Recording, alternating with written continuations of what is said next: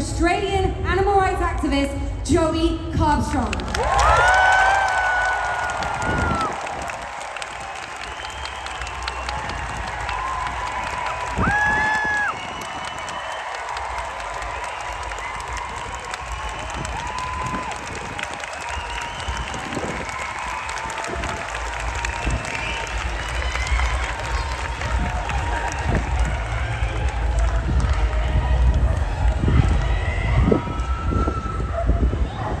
This number,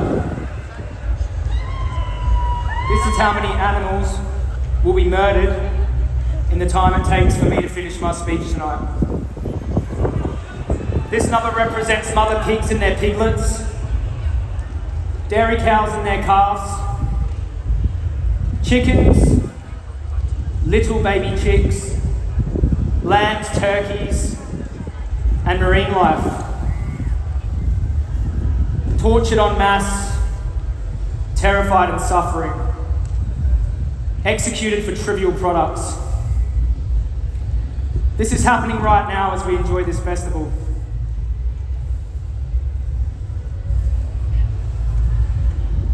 Before I start, I'd like us all please to have a moment of silence in honour of the victims of the largest atrocity in human history.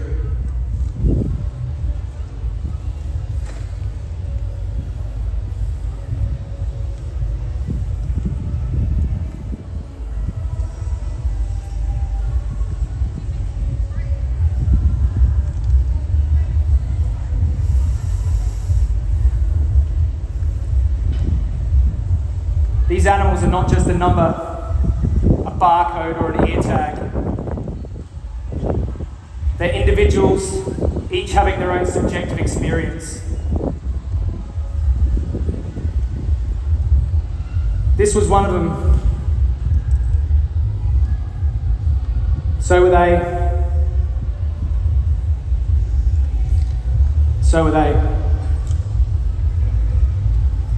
Sometimes we can get caught up on the numbers because they're so large, which annually is in the trillions. It's just incomprehensible. But keep this insane number in the back of your mind throughout my talk. So my name is Joey Armstrong, and you might know me online as Joey Carbstrong. I'm a vegan animal rights activist.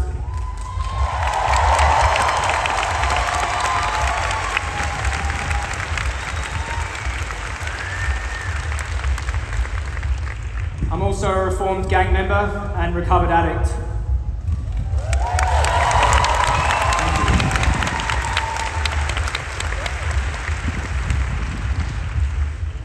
A lot of you know my background, but just briefly, I spent about 12 years going down the wrong track from 14 to 26 years old. I got involved with drugs young, street crime, street gangs young, violence, and then organised crime gangs.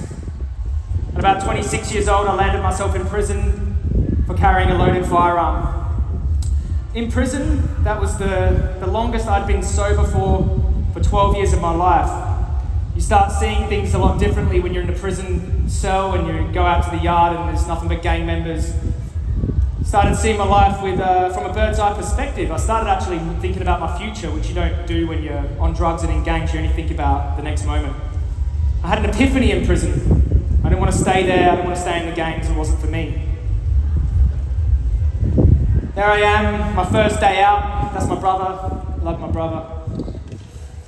About a month after my release I went vegan. I had a seed planted on house arrest a little while beforehand, but when I got out, got sober, I just had this feeling of hypocrisy and I couldn't stand it. When I was a meat eater, I used to call people out for it. Don't say save the whales, save the dolphins, save the orangutans in the rainforest when you've got a piece of a cow on your plate. I couldn't stand it. And you know what? I just looked inside myself and I said, that's me. That's me. So I did what a lot of you here did, and I aligned my actions with my morals, what I think about myself and what I do. I left the gangs, high-level organised crime gangs, shortly after that, which was one of the hardest things I ever had to do. I was on my own. But being sober, being vegan, and being out of gangs didn't solve my problems.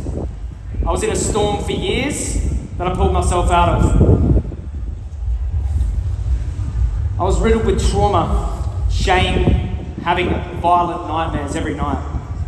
I was uneducated, no social skills, nothing to show for my life. I was lost. Completely lost my identity that I'd built up as a gang member and all this. All of these years, all I knew was drinking, doing drugs, hanging out with my mates in the gang world, and I had nothing else. I didn't know who I was or what I was even doing here.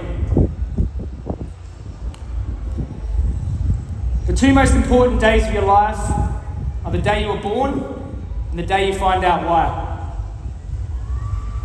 I spent years causing negativity, violence, and pain for my family. What legacy would I leave behind? Because up until now, I hadn't been a good one. I thought, I have to give something back. I remember going to sleep during the day and waking up after a nap, and for some reason, being in a state of sleep and waking up, losing consciousness for that moment, made me think of my own mortality. Thinking, I'm going to die. My father's going to die, my mother's going to die, we're all going to die. I'm going to die. And I also had this fire, it's like a pronounced feeling in my heart. It's like a calling burning inside my chest. It's a fire inside my heart. If anyone else has that fire, never deny yourself a chance to spread it, because that's your purpose and it's calling out to you.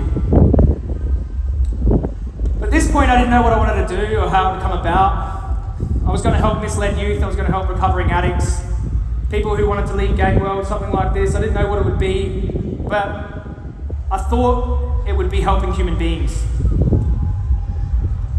But in my sober mind state, when I first really actually saw what was going on to the animals, I thought, why isn't everyone screaming this from the rooftops? And mate, when I said I was so angry, I was angry when I saw it. My inner protector came out, because I thought these fragile little birds, these innocent pigs, they're so vulnerable. And I thought, who's going to defend them? In the gang world, right, you see there's violence that happens, uncommitted violence in the gang world. It's usually retaliation. It's usually, it's done to people they're in the world too, and it's something you perceived as wrong or defense or tit for tat, something like this. But the animals had done nothing wrong to no one. They definitely didn't deserve what was happening to them. So after a life of crime and drugs, I finally found my way to give back. I had that fire in my heart, and all I knew was that I needed to spread it. And I would do that by helping the animals. I found my why. I get this question a lot, and people say, well, what can I do, Joey? What can I do? How can I be an activist? Things like this. The more important question is, why should you do it? You don't need to know how, you need to know why. And through the why, the how will come about. The why leads you to the how. And as Martin Luther King Jr. said, you don't need to see the whole staircase, you just need to take the first step. This is my first, so my how turned out to be social media, but that just comes to me knowing my why. This is my first video, 2015. A lot different now. If you look at it, it's pretty funny. Filmed on a crappy little iPhone 5. No public speaking skills. I was very anxious to put myself out there. I remember the gangs and crime I come from is serious, so I created an alias, Joey Carbstrong. My last name was quite well known in the gang world, so I want to keep my identity under wraps in case my past come crawling back to find me. But I didn't let that hold me back. The reason I'm telling you this is because I want you to know that no matter your circumstance, if your why is strong enough, any one of you out there can be an activist too.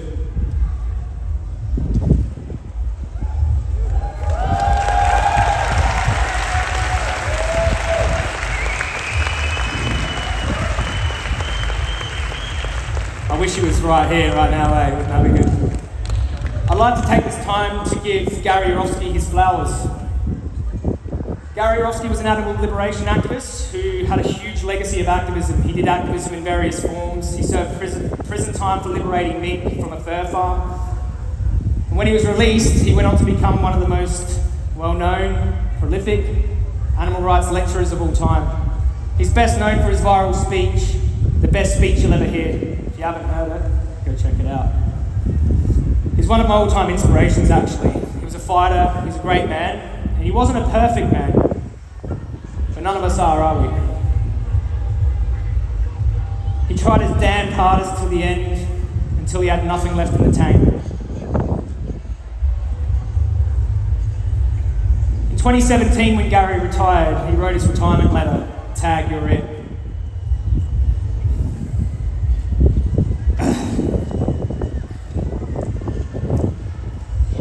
I'm going to try to read it without getting all teary because this really stuck with me, and I honestly believe this is one of the driving forces of why I stepped it up a notch.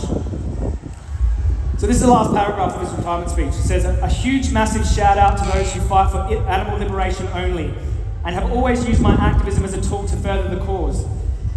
Because it's now your job to find people who are thirsting for knowledge, who aren't comfortably numb with all the cruelty, and edify them. If everyone did their part and converted 10, 100, 1,000 or more, a vegan world would be in reach. Just speak for the animals like you would want to be spoken for if it was you in their position. And always follow your heart when it comes to activism. Stop thinking of ideas when you can put those ideas into action. And please stop having meetings and conferences because you'll only end up discussing those meetings at the next conference before scheduling another conference to debate and discuss the previous meetings before having another discussion to debate the meetings scheduled for the next conference and so on." Just talking, don't talk, do.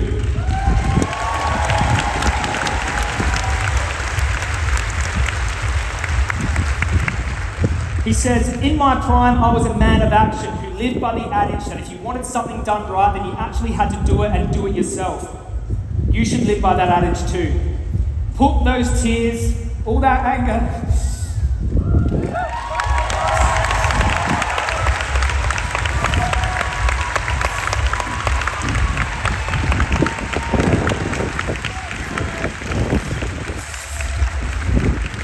put those tears, all that anger, and all that knowledge into action. You'd be amazed with the results. Unfortunately, you discover that enlightenment is bittersweet. Seeing the truth, knowing the truth, and living the truth is wonderful. But realizing how evil our family, friends, and species are is maddening. Just keep opening the eyes of as many people as you can for as long as you can, so one day you too can say, tag, you're it, to a bunch of people you've influenced."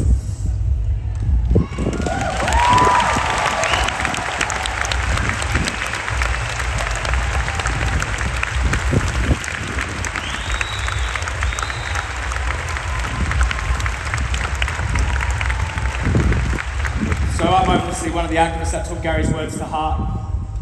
His words sent me on a trajectory for my 2018 Vegan Prophecy Tour. On January 1st, 2018, I set my New Year's intention, and it was to bring the ethical vegan message to the forefront of the mainstream media in the UK, and that's exactly what happened. I had a media run in the UK that reached millions of people with the animal rights message, and it was a roller coaster of ups and downs, and I was not mentally prepared for it at all. But since then, I've been featured across TV stations, radio stations, documentaries, and have accumulated nearly 300 million views across social media, all for the animals.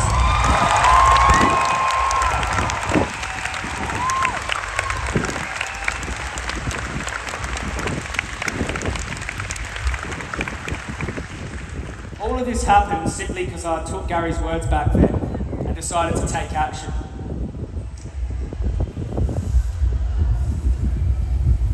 In 2021, I started my Uncovered series. Before I tell you some of my experiences in the farms, I want you all here, and this is really important actually, to give a huge round of applause to all the anonymous investigators who take great risks to bring out the undercover footage.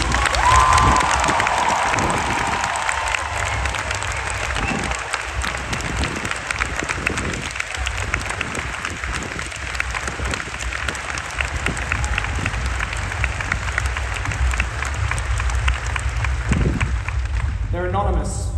You won't know who they are. They don't do this for praise. They are selfless individuals, and they are absolute heroes in my eyes. And they know who they are.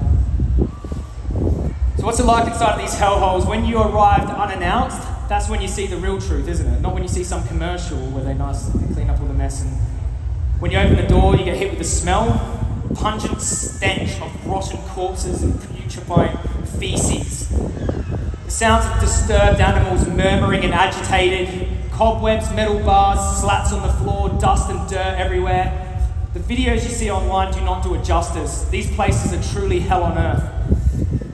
Those poor animals have to live there. They live like this. And I get to go home after I'm done filming there.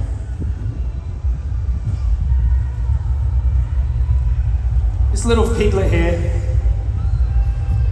this little piglet is just one of many that you'll find on the floor of factory farms, inside farrowing crates, gasping for air. The moment they are born, they're born into a prison, suffering.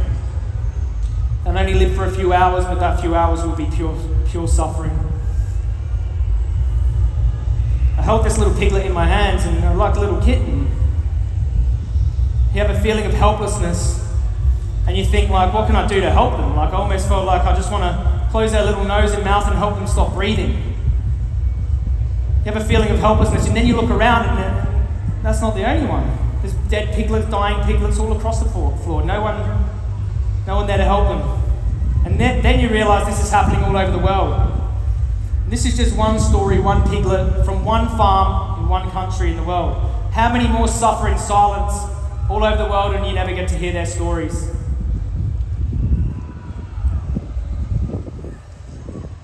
This is a 3-story mega egg farm in the UK. I'd never seen anything like it. Something out of like a Matrix horror movie. Massive big fans in the front, 3 rows, stairs inside. Insane. I was laying on the grass looking at it and it's massive. I just don't know how humans can create this thing. When you walk inside, just the birds are going crazy. They're going insane. There's tens of thousands of birds in there, and you just look into their eyes and they're scattered. It's like an insane asylum. It really is. There's no other way to explain it. I was so disturbed after I walked out of that place. I had no idea it was going to be like this. Chicken farms. You can't call them farms, can you? You walk through massive sheds, 50,000 birds in the shed. It's like a sea of birds, and as you walk through, you'll see many little fragile birds like this, 4 or 5 weeks old, collapsing under the weight of their overgrown bodies, broken legs. Some of them are slowly dying on their faces. Everywhere you look, every few meters you walk, there is more.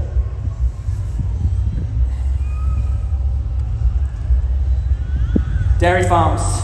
It's an intensive one in the UK. Lame, limping cows, walking in their own diarrhea, bellowing out to their stolen calves who were stuck in isolation pens, which are really just prisons, not too far away from them. They can hear their own calves, and the calves can hear their mothers. Maternal trauma. Disgusting. Holding a dead animal in my hand, it's a horrible feeling, eh? Cold, stiff, dead, like no more life left in them. I picked these animals up to show the people watching this video who the victims are.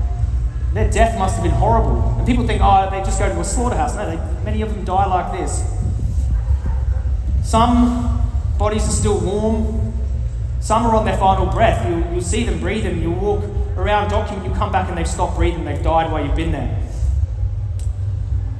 The suffering these animals endure is beyond comprehension. And when I started visiting these places, it's a real reality check. We've all seen the footage, but being inside with the animals is it's a whole nother level.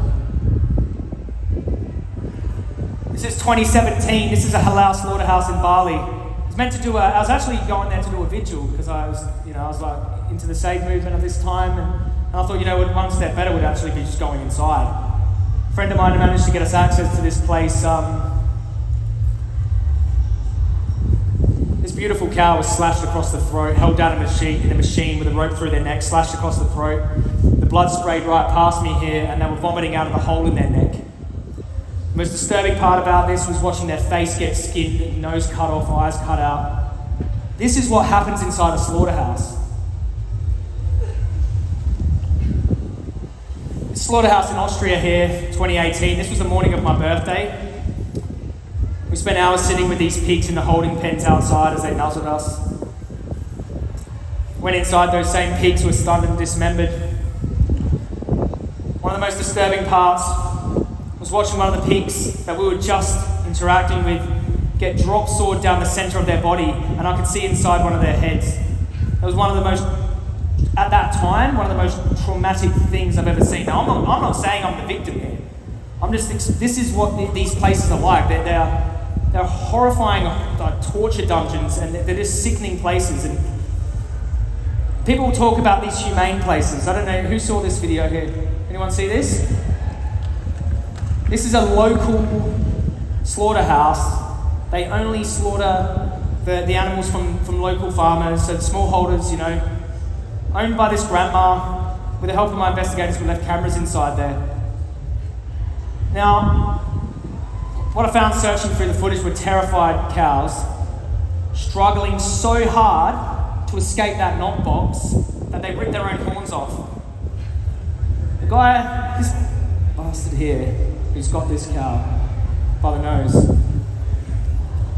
just grabbed this cow by the nose, swearing at this cow, shot them in the head, cut the cow's throat, and while the cow was still moving, decapitated this cow, threw the cow's head across the slaughterhouse floor. Family-run, humane, local slaughterhouse. I actually went back to talk to that grandma. She didn't know that I had the footage in my pocket. So I went back and go, oh yeah, what goes on here? She assured me everything inside was all humane. All lies. All of these experiences, bearing witness, helped me to understand the suffering and brutality animals endure in a much more visceral way. These experiences helped me be a stronger voice for the animals.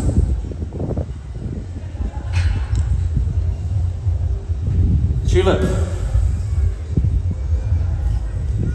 So in May this year, we exposed one of the most notorious gas chambers in the UK, the Pilgrim's Pride in Manchester, formerly known as Tulip Meats. Notorious because you can hear the pigs screaming from the sidewalk. I spent a few vigils there and spent a few times hearing the pigs screaming from the side of this place, and I knew what was going on there. It's probably the same thing that goes on in all gas chambers, something horrifying. And lo and behold, the footage that we obtained was harrowing and disgusting, shocking. The footage received 2 million views across my social media in the first week. Guardian did an article on it, and say the Pilgrims corporate were very happy about it. Went back to the slaughterhouse to apply some pressure. This guy here on the right, he's been working there 20 years. He gaslights all the activists out the front there, tells you, no, those screams aren't gassing, those screams aren't pigs suffering, those screams are the pigs like mating together or just playing rough or whatever. Gaslighting. And I felt really good to grab that footage and go, hey, you've been lying to us this whole time, now we've exposed you.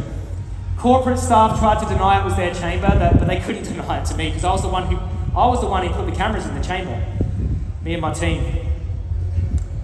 Pilgrims knew this footage was part of a much wider investigation expose coming to light in a documentary that I've been working on.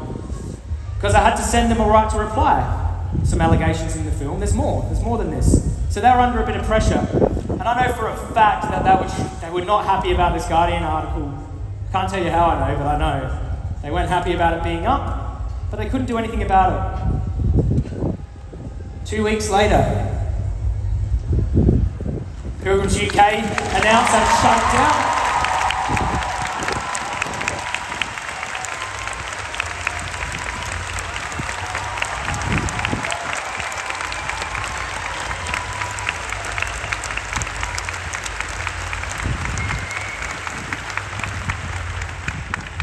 The slaughterhouse has been operating for 30 years. 2 months later, they killed their last pig there. They actually did it. The closure is no coincidence. They would never admit that it was a work of activists. We pushed them, they fell over, Never underestimate the power of exposés and pressure.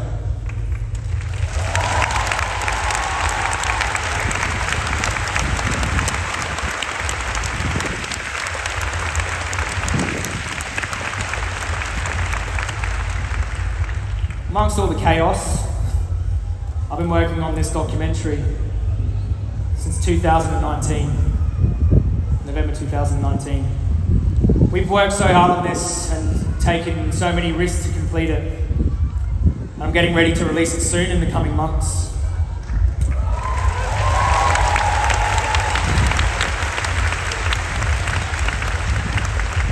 This is the biggest thing I've ever released, but to be honest, it won't have the effect it needs without your support, so I need your help to promote this film. I can't do it without you all.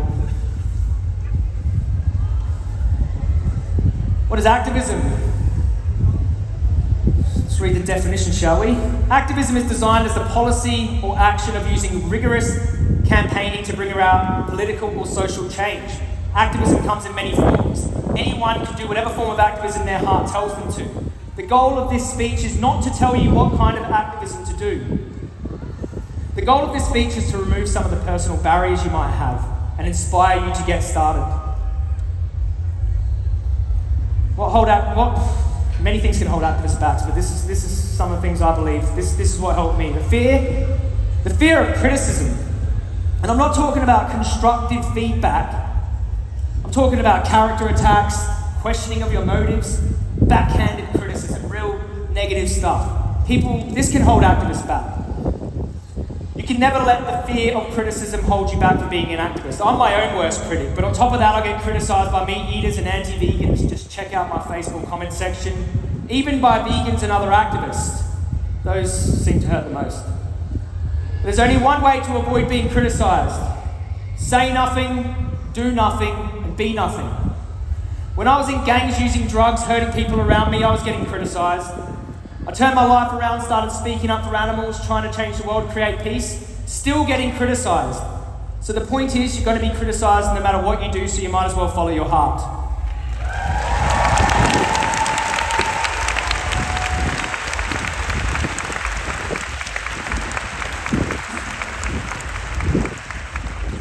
I want you to do a little imagination in your mind and pretend that says courage. It's not supposed to say E. I don't have an infatuation with E's. There's an E in my name. It says courage. See that person taking a little leap of faith there? To be an activist, you do have to have courage. But courage is not the absence of fear. Courage is having fear, feeling the fear, but doing it anyway.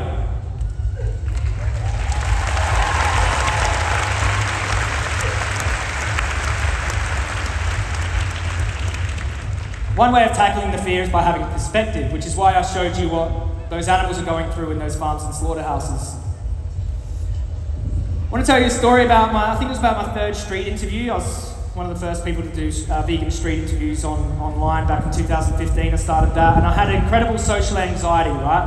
And people might think, oh, street interview, who cares, dude? Like, what are you talking about? There's heaps of more crazy forms of acting. For me, it was a big deal. Come out of games, had social anxiety. I only socialised when I was drunk or on drugs. I was by myself and I was like, you know what, like, these questions are pretty hectic. They were like about dairy, and I was like, oh, I'm going to turn back. And then I thought it came to me, I'm like, who are you doing this for? Are you doing this for yourself?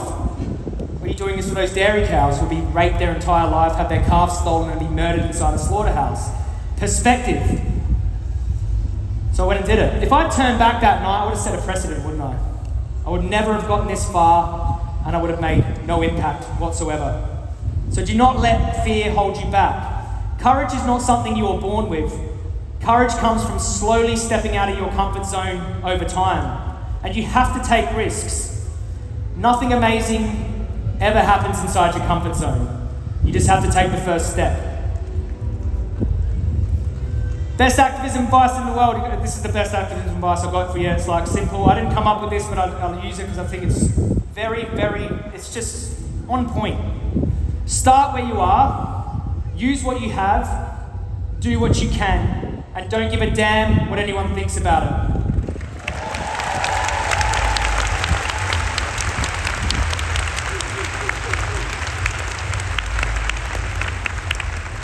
Another fear that can hold you back, the fear of failure. Don't let that hold you back either. You're gonna have failures along the way. I've failed many times publicly in front of thousands of people. You will make mistakes, I've made many, and don't worry, I hear about it when I do. But it's not the failures that make us, it's whether we don't let them stop us. It's a good quote again. I've heard this one before, it's a great one. It's not how many times you fall, but how many times you pick yourself back up and keep going. You've been there before, haven't you? Do you know what the worst kind of failure is? It's not even trying to begin with.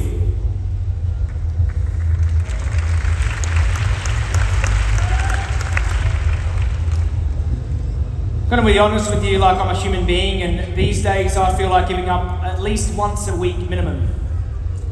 Being an activist is not the easiest thing in the world, and the longer you're active, the harder it gets. It gets you down more. It's like still same thing. You know, it's like, I say this a lot, in nearly every speech I do, but in the words of my late father, no matter how hard it gets, never give up.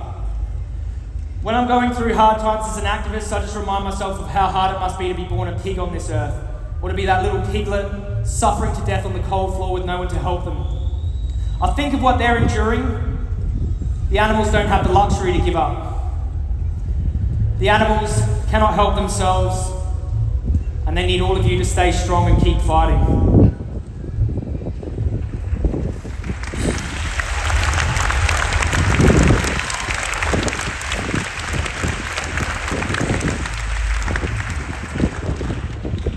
This is a war waged against innocent animals, a war of misinformation, a war of propaganda, a war against the most vulnerable who have no chance to escape, a war against those who can't even fight back, they can't even defend themselves. Ex-vegans, carnivores, media and industry lies. More non-vegans are being born every second. So the question is, are we winning? In the golden years, 2018, I would have sure felt like we were winning. I was like, we can change the world, and I was just like so amped. But now, I don't really know anymore. And I don't say this to dishearten you. I'm saying this to motivate you. Do not get complacent. Do not. If we think of the truth like a light, let's put this one on. Think of the truth like a light, right? It only takes a tiny pinprick of light to brighten a room full of darkness. We have the truth about these disgusting, vile industries, and there's nothing more powerful than that. We just need all of you to get the truth out there. And if I think of each of you activists to be like a candle, remember, it only takes one candle to light a million candles. And I want to ignite that fire inside you all so you can get out there and spread it. I believe in you, if you don't believe in yourself.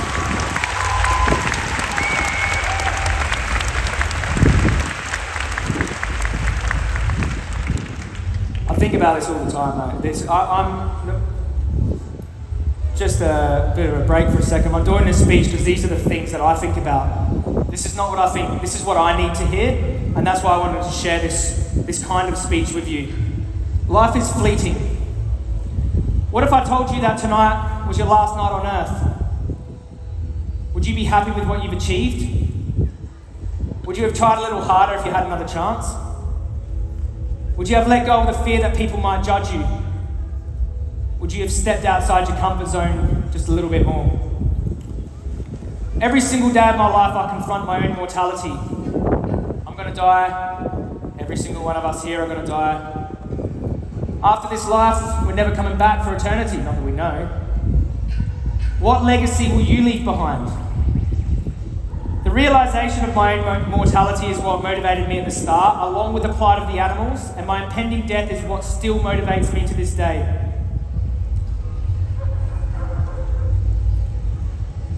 $90 million animals, 90 million feeling, sensitive, sentient beings slaughtered against their will in a time it's taken you to hear this speech. What are you going to do to reduce this number in our lifetime? No one individual can do everything, but everyone here can do something.